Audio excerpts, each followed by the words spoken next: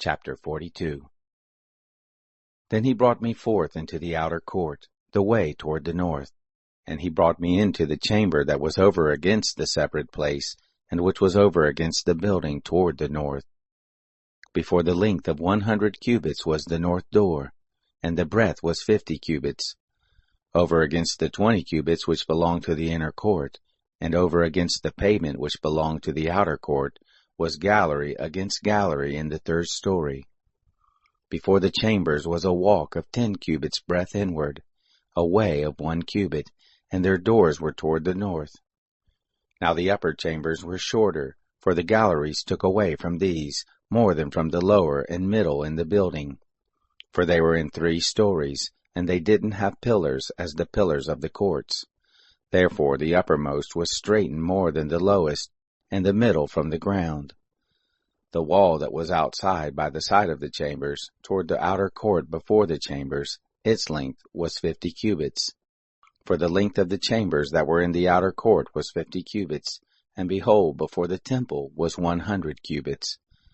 From under these chambers was the entry on the east side, as one goes into them from the outer court.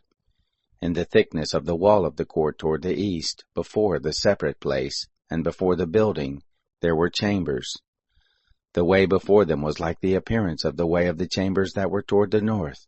According to their length, so was their breadth, and all their exits were both according to their fashions and according to their doors.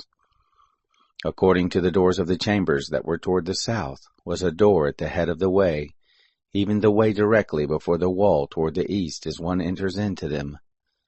Then he said to me, The north chambers and the south chambers, which are before the separate place, they are the holy chambers, where the priests who are near to the Lord shall eat the most holy things. There shall they lay the most holy things, and the meal offering, and the sin offering, and the trespass offering, for the place is holy.